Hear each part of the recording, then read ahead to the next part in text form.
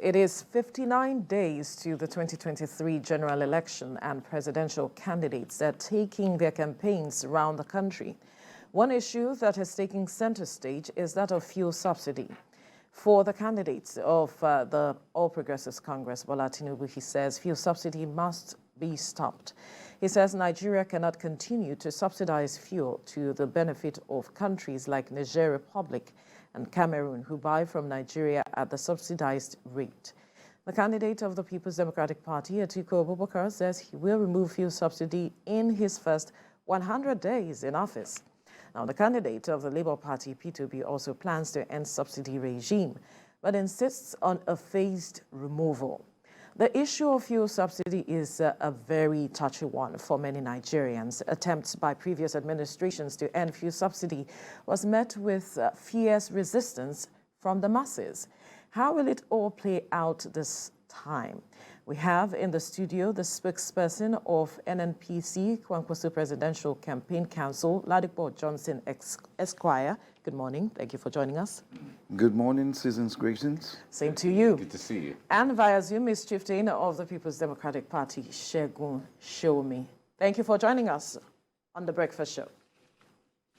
So where's the representative of the APC? Good morning. It's nice to be here. All right. You are here, so we'll speak with those of you that are present. All right, and we will begin with you. Now, your candidate has said that he will address this matter of fuel subsidy in the first 100 days if he is elected come 2023. And Nigerians are wondering how he is going to make that happen, knowing that successive governments have seemed to make this promise but been unable to deliver on it because it's been a touchy one for a majority of Nigerians.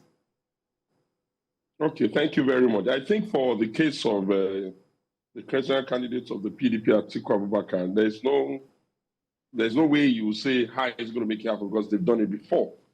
Recall very seriously that during the Obasanjo-Atiku presidency of 1999 to 2007, they had commenced the process of phased removal of subsidy. When the conversation was to start, at that time, they had brought in the organized labor and all critical stakeholders, and they had compiled a framework of this one will go first and will provide this. Then this, about 4 stages. Some of the requirements of labor at that time and transport union was vehicles, some amount of taxes and all that. Those had been implemented. They had completed about the second phase, waiting to do just the third and the fourth before that government, left power. And because the subsidy argument has always been a social context argument, in the sense that there are those who believe that the responsibility of government is socialism, in socialism inclined, in which case they want to give as much of what is available to the mass of the people. It's a fair argument, but there are also those who believe that we can be more pragmatic because we can look at who exactly gets this subsidy. Our experience as a country has shown that a great number of our fuel is, filtered into neighboring countries. That means we're subsidizing our neighbors.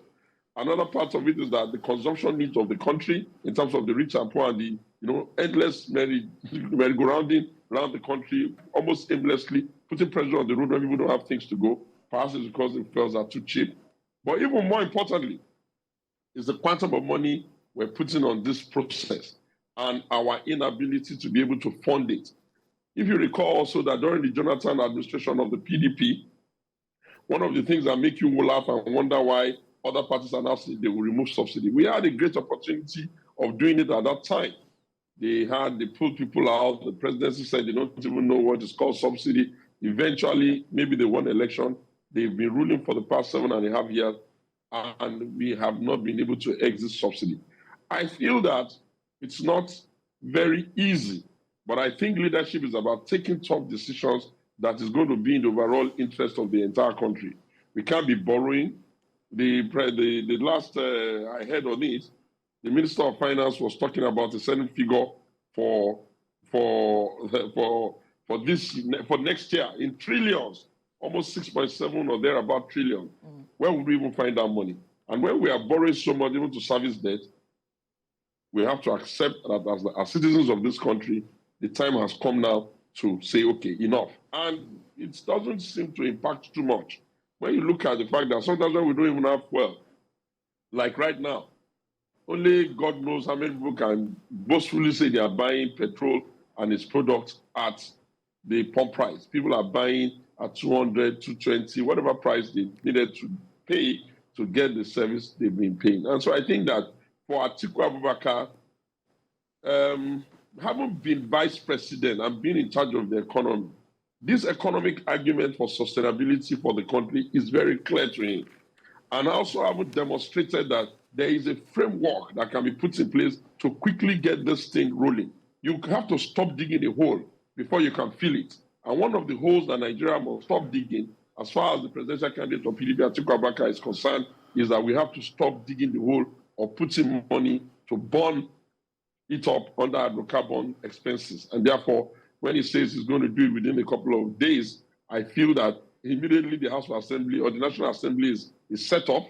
I feel that one of the first things he's going to be doing is that. And don't forget also, he has also said he even has a couple of executive bills that he has worked on that he hopes to push to the Assembly quickly so that we can begin to calibrate, rescue the country and push us forward. And I think that he can be trusted on that because clearly he has had the role to play in trying to remove it some times ago. And when they wanted to do that, I need to keep emphasizing, they were not removing subsidy and leaving the poor hanging. No, they were doing a lot of intervention. There was, getting them new buses. There was a lot of other tax incentive that could have cushioned the effect. Everything we need to do, we will do, but we cannot continue this regime of subsidy. We can no longer afford it. And a serious-minded president will say it just like Atiku has said it. All right. Let me bring the conversation to Ladipo in the studio, the spokesperson of the NNPP. Now, your presidential candidate, Rabi Musa Kwankwaso, has also talked about the subsidy issue. He said he was going to review the subsidy if he wins the presidency. I wonder what his agenda for the subsidy is, because the point is, like Shomi has said, you remove the subsidy, there's going to be a vacuum there. What fuels it, and how would it be done? Exactly. Thank you very much. Review in the context of the fact that we all know, we all agree, or they all agree, I'm talking about the presidential candidates, that the subsidy regime really must go. It's fraught with all sorts of things, corruption and what have you. But it has to be done in a responsible way. The fuel or the purchase of fuel does not sit in isolation. You have to look at the economy as a whole. Inflation is at 20-something%. You jack out fuel subsidy within how many days, and you'll have riots on the streets. Yes, you must be bold, you must be a president that can take tough decisions, but you have to take tough, responsible decisions. And Rabi Kwankwaso will do that. So he has committed himself to that. So when he says he's reviewing, he's not just reviewing and saying, oh, I'm punting the difficult decision down the road. No, it's that you have to do it in the context of how do we improve production? How do we stop oil theft? How do we bring down inflation? Fiscal discipline of government, etc., etc. And then, as I said, of course, Kwankwaso was also in the PDP at that time. You phase it down. The government must show political will to do it. A lot of people, a lot of interests will not want it done, but it has to be done because we can't continue, as Mr. Shomi said, we can't continue, we can't afford it any longer, especially as we're supplying neighbors and everything. We cannot afford it any longer. When you say a lot of interest, I'd like for you to break that down. How do you mean? And then are you saying that 100 days is not realistic? Well, in 100 days, if you take it as a whole, the economy as a whole, how can you bring about inflation? How can you bring about the improvement in the value of the naira within 100 days? It could happen by magic, but realistically, as you're saying, I doubt if it will happen. But then again, I'm not saying don't move. You have to move very quickly, because it is one of the things that over time will stabilize the economy and will bring about a fairer and just society, improving the welfare of the people. Because majority of those who actually benefit more from the from subsidy, probably, I was reading something on my way here, probably those who are slightly wealthier than the poor, actually. But at the same time, we yank it out and you have crisis with the economy and everything. Right. I guess that is the matter we are throwing at Shuimi now. If there is a crisis, if it is yanked off in 100 days, can it be phased out within 100 days? That is the question the NNPP representative is asking you. Well, thank you. I think there won't be a crisis. You can see that there is almost general consensus among all the leading players. For a start, I mean, the two leading players here, in my opinion, well considered, is the presidential candidate of the PDP and the presidential candidate of the APC. And both of them are very clear as to the fact that, no, this madness has to stop. Now, you can make up your mind whether you have money to be, playing about and waiting for a couple of days. By the time the next government takes power, you're going to literally be taking over a broke country. You think you can use ways and means to, to power the economy. You have almost exhausted, the country has almost exhausted that capacity and that window. So it means any serious-minded chief executive who is coming in now, and Atiku is that serious, he needs to roll up his sleeves now. You need to start working the numbers now. You need to start writing the direction of what you're going to do and how you're going to do it. Nobody is telling you that within 100 days, you're not going to be able to probably say, okay, gentlemen, this is the roadmap. This subsidy is gone in about 100 days' time. But between now and the next 100 days, this is the tax relief for transporters. These are the credit facilities or transportation, subsidy for the citizens. We can give them money in their pocket. There are 1,000,001 ways you can cushion the effect. But the first thing you must understand is that, can Nigeria as a country afford one more day of this waste?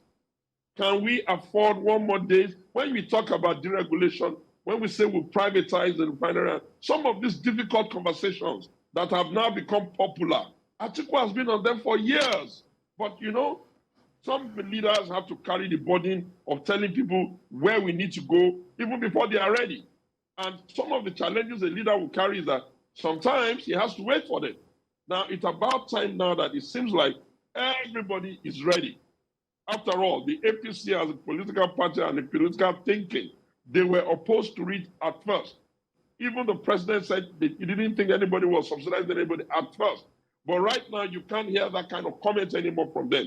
So if the major parties, including the NNPP and Labour Party and the PDP and the APC are on board, then I will have to say, what exactly will the citizens themselves prefer?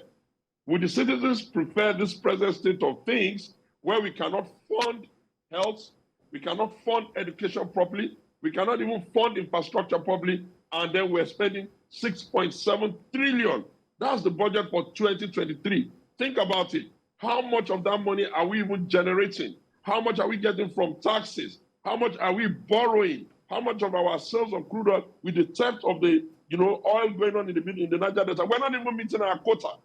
This 2023 going forward is not your usual type of year. It is a year where, in my opinion, that tenure, the 4 years, is a tenure where whoever has the responsibility, and I think Atiku should be given that responsibility, to come and fix the economy, to come and make sure that we become a little bit more solvent. And when you're talking about inflation, one of the things you need to understand is this: there are a few things you can do quickly to begin to stem inflation, but you cannot control inflation. A market-driven economy expects that inflation and market forces will be controlled by themselves. You want to manage to control the value of the naira relative to the dollar. One of the quick things you can do is that you can shut down all this multiple exchange rate coming from CBN. You can shut down this pampering of certain investors in the country with forex at very cheap rate when others are buying high. You can make sure that the parallel window is clear and the value is also same. But when you have differential exchange rates and people can get it at different value and bring it to the market, we know ourselves as Nigerians. Right. We don't need to kid ourselves. We know that the money ends up getting into the black market and adding more pressure on the naira. There are many things a leader who understands how business works will do. After all, somebody like Atiku, is he going to write a policy that is going to affect businesses like that when he himself is a business person, so he knows where they're pinching? Or do I expect Bola Tinubu, for what it's worth, to now say he's going to keep subsidy if he can remove it? Even Buhari, if he had an opportunity to start afresh, he will yank it up in the first day. Because there's a lot of pressure on the country for nothing. Okay. And it's not efficient. We're not the only country that has hydrocarbon. We're even paying some of the cheapest rate for this thing, and it's even subsidizing the rich. All right, Shegun, we'll come back to you on this. Let's give opportunity to Ladipo to also speak around this. Now, I recall in 1992 when former military president Ibrahim Babangida imposed brought in the subsidy in the way we know it right now, increasing fuel from about 50 kobo to about 20 kobo, as a way of cushioning the price burden. But they complained of Nigerians being poor and weak at that time economically and all of that. We still have the same kind of poverty right now, if not worse. It's worse, yeah. So the point there is, has the objective been met? Or Nigerians, do we really understand? Nigerians, and now, not even the leaders, do we now understand that at this point, the reason the subsidy was imposed in 1992, or was introduced in 1992, is still the same issue now, but it's not benefiting anybody after all? Do we understand that as a people? It's, as a people, we don't understand a lot of things, you understand. The Nigerians, as a people, do not. I keep saying that the housewife in Britain, for instance, understands more about the price of bread than the professional in Nigeria. We don't even think about it at times in Nigeria. But the bottom line is that whatever the person you elect in government does affects you. So if you are in a particular situation and you are there, you're saying, oh, you're talking to your friends, I need money, I need a loan, school fees are coming, so. And you are not willing to say, oh, the policies of this government, have they affected me negatively? Then you begin to know that they're not thinking. They will tell you that, this is this is the sort of person we vote for in our particular area. Meanwhile, they're not looking at the way the economy is affecting them. That is the problem we have. If we had a more responsive people, all of us, myself inclusive, then government will have to respond, especially every 4 years. And then the economy will be geared towards what the people need. You see, the economy, like social policies or whatever, have to change. Economic policies, they have to change. So Mr. A could be perfect for the economy today, yet in the next 6, 7, 8 years, you need to go in a different direction based on population, problems that have happened in the world, etc., etc. But we thank God that Nigerians seem to be slightly better engaged in this election or electoral cycle. Yeah. And I hope it continues to improve, because when it does, when we become less ethnic-driven, religious-driven in our biases in our voting, then we begin to get a country. So I keep telling people it's not just leadership. Yes, we have leadership problems, but we, the followers, we have a lot to do. It won't fall from heaven. You understand? So that is the situation. The people of the country, as you say, do they understand? They must begin to understand. They must understand that where we are sitting, where we are right now, as Mr. Shomi says, where we are right now, there are tough decisions that have to be taken. And I'm sure that I know that my candidate is ready for that. I asked him the other day, I said, where do we even begin? if they vote you in, and we all laughed about it because it's going to be tough, and that person in 4 years will be very unpopular. Yeah, when you asked him, what did he say? What did he say? I'd like to hear that response.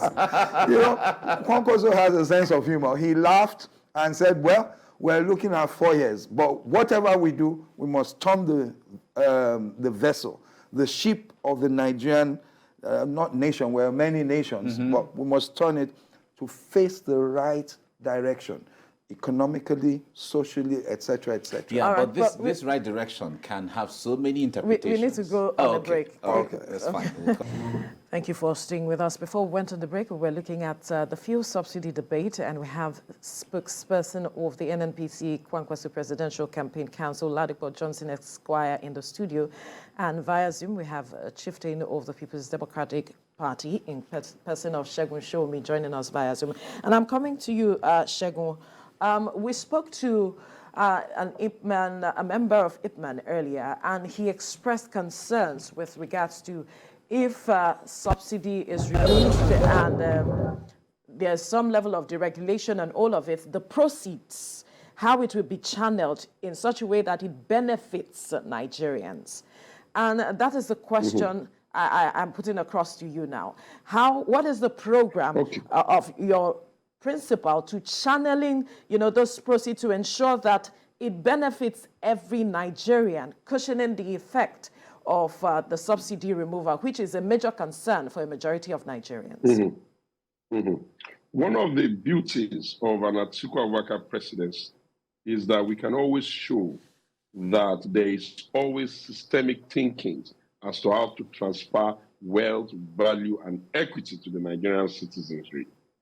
In 1999, teachers had barely enough to buy a car. Civil servants, we didn't have. We can do a peel back to see how many houses did we have and what policy necessitated it. How many cars do we have in the country? What policy necessitated it? One thing I can tell you for free, you will notice that Atiku has been screaming his lungs out saying he has to come up with a $10 billion US fund that is going to go directly, mostly to young people for their small and medium industry. This answer, the reason is very clear.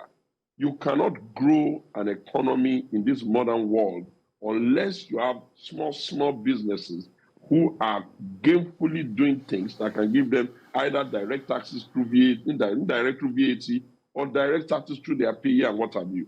Therefore, Nigerians, we need to tell ourselves, and the media, you have a role to play here.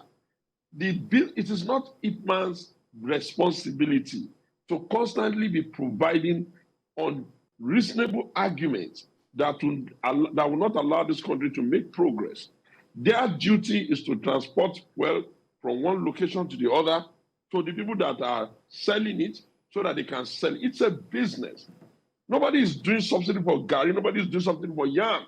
Nobody is doing subsidy for the things that Nigerians consume, which is even food. Nobody does subsidy for pepper. Why are you doing subsidy for fuel? So don't worry about where we are going to put the money. One thing we need to first of all agree among ourselves is that let us stop the waste. Budget processes will go into health, will go into education, because we're not funding our education as we should. It's one of the reasons why you have ASUA strike all the time. Some of the monies will go into new incubators that can give us better startups. We can see the model that is working everywhere else. We cannot accept that a nation like Nigeria, that has a lot of people that have gone to school, albeit certificate chasing, will now be pretending as if what they want to resolve is rocket science. In any case, shall you begin to boast that your creditors will keep lending you money so you can keep burning it away, especially when you can tell that by virtue of our natural culture around corruption, people are basically just fleecing the country. So I think the argument needs to, first of all, be put clearly. Don't bother about what we're going to do. Nigeria has gotten to the bottom. Nigerians have a right to know. They have a right. They have a right to be bothered. He is first a Nigerian before he's a businessman, so he has a right to know. No. That argument he's pushing is the type of argument that prevents us from removing subsidies decades ago. If I give you the summation of the total amount of monies that we have spent in something in the last 15, 20 years, it's in hundreds of billions. Why? We have infrastructure that is not working. We have a healthcare system that needs a lot of new intervention in the rural area. We have to refix our policing. And while at that, let me say condolences to the family of the lawyer that was shot. How do you listen to that kind of story and not feel like scrapping the entire police to start again? Because we have other things that will impact the people to do with money. We cannot sustain or afford this. And we are very damn sure that it has to go. And thankfully, the people who sat on the street, holding themselves in their hands, saying, take back Nigeria, do this, rescue that. We not go agree. All of them in the APC mostly have now seen the light. So if they found out the truth 10 years later than we have been telling them, it doesn't matter. We are happy that they've seen the truth now. Right. I need to quickly ask you this question because you mentioned a figure talking about $10 billion that your principal intends to inject into the system to address matters that small businesses are going through. And I'm wondering if he has data that reflects that that is the exact amount that these small businesses need to addressing their challenges. Thank you very much. You've asked a good question. You don't need data to determine the figure you want to inject. What you need is to say, this 10 billion will be made available. Obviously, it's not going to solve all the problem, but it's a start. It is a start. And some of these monies can be gotten from our gas resource. Some of it will be gotten from removing subsidy. But that money is going to go into the kinds of things China and some other countries did, Indonesia did, Brazil has done, that allows them to have a robust economy. Okay. Inflation is all over. Even in England, now people are crying for inflation, but they are still investing in making people be able to fund businesses and work and earn money. So when people say they want to go from consumption to production, the actual plan is the one that Atiku brings to the table. The PDP plan is the plan that has worked before. When we took the country in 1999, have you forgotten? Now everybody has digital highways. We're building a new economy from, telecoms. So much is going on. But you have to remember, how did we create a policy to set it in motion? All the right, business of government is not to stand on people's heads. All right, Shegun, so that we also spread the time for our other guests. Now, that's all right. Yes, there's just so much to say. That's all right. I know. There's so much to say in the true sense, really. Now, Ladipo, the point there is, let's come back to some of the issues within the system. Recall 2012, the fuel subsidy removal protests. The Nigerians, the organized labor, everyone came out to say no, because these are the reasons why I was asking earlier, do Nigerians really understand? But the labor, the organized labor that has a lot of the unions within the oil sector who are practitioners, who are professionals, who have experience, who understand the system, they all claim, I want to use the word rightly, they all claim to protect the average Nigerian. The average Nigerian. Interest. Good. The interest of the average Nigerian. That's the person they say they are protecting. Yeah. Now, we're talking about the issue of fuel subsidy removal.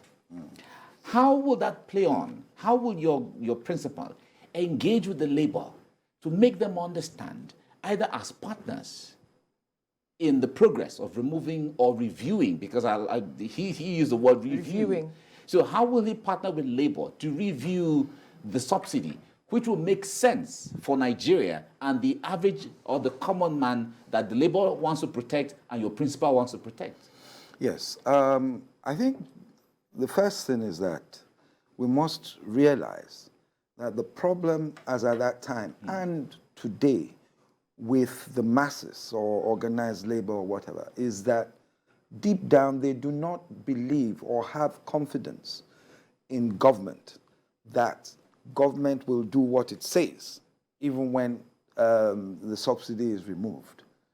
Now, with Rabiu Kwankwaso, you have a man in his own space, that's when he was governor of Kano, that people realize, and when they say Kwankwasia, they say Amana, trust.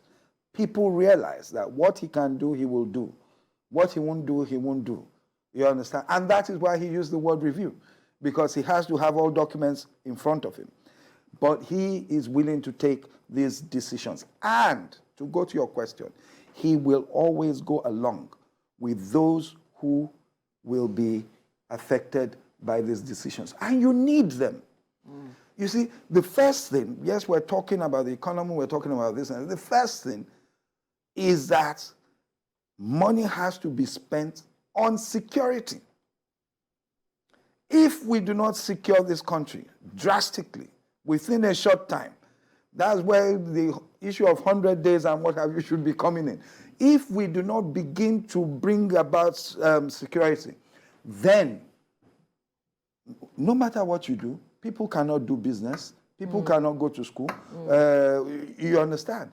So that is why if you look at our blueprint, you understand, it is all encompassing. And we mentioned this. It is that security, then the economy. Of course, this, what we're talking about here, fits into the economy. Exactly. Yes. You understand? And then you will now go on the healthcare, Medicare, whatever.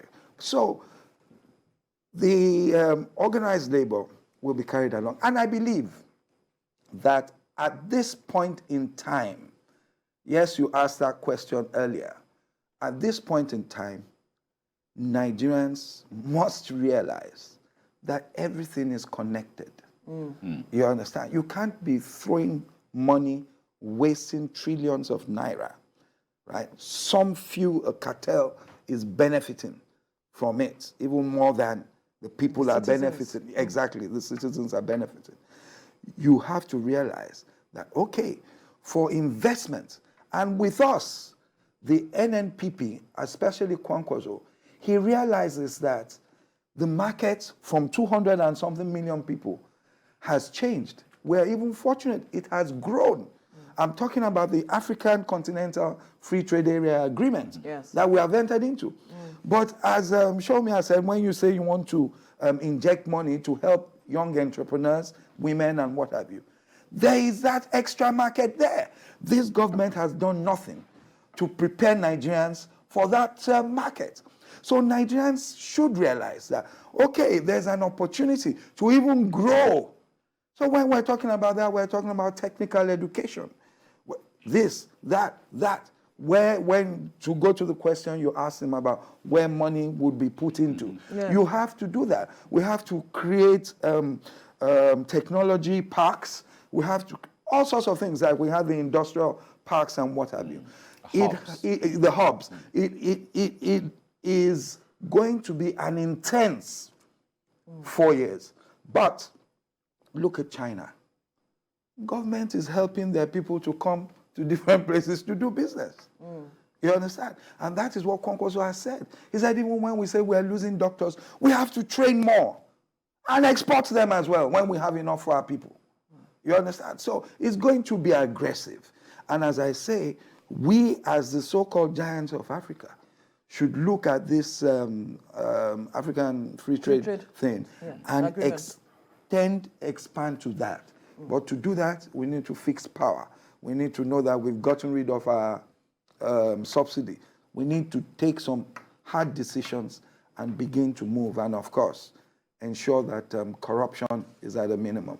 If not, these things will not work. Let me quickly take the question of engagement with Labour to Segun now. How is your principal engaging with Labour on this matter of taking out subsidy in the first 100 days if he is elected? Because they are saying that they intend to protect the interest of Nigerians. Very much. You see, one of the things that Atiku is really good at is in building teams. One of the major strengths of Atiku Abubakar, with profound respect to the others, is that when he sees a problem, a national problem, he goes far afield to bring people around the table to think and come up with the best model. You will notice in this campaign that Atiku has been screaming, we have to unite the country, and at the same time, he's saying we have to devolve power. It's because the amount of work that needs to be done comprehensively is such that you can't even afford a country now that the local government is not working or the states are not pulling their weight. So we have to run away from the idea of, oh, one man is sitting in Abuja and he has all the powers and he has all the sense and therefore he's going to solve all the problems from Abuja. That's part of the problem.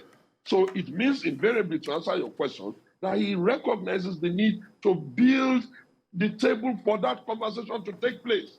Consensus. Organized labor, marketers, student union groups, whatever stakeholders within that value chain will be brought to the table immediately. And they cannot be sitting down for 100 days, every day, being serious, and tell you that after 100 days, they've not been able to figure out the solution. They will be crazy. Nigeria, the world was hit by COVID.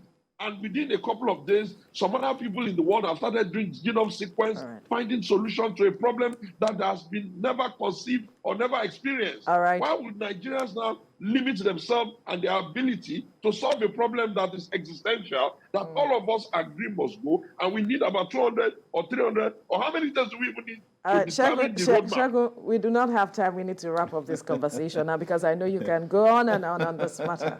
But we must thank you, Shagun Shomi, a chieftain of the People's Democratic Party, for your time on the program, as well as spokesperson of the NNPP Kwankwaso Presidential Campaign Council, Ladipo Johnson Esquire, for your time as well. Thank you very much. Thanks for having me. Right. Thank you for having me. It's a pleasure. Merry Christmas, guys. Merry Christmas. Same to you. Same to you.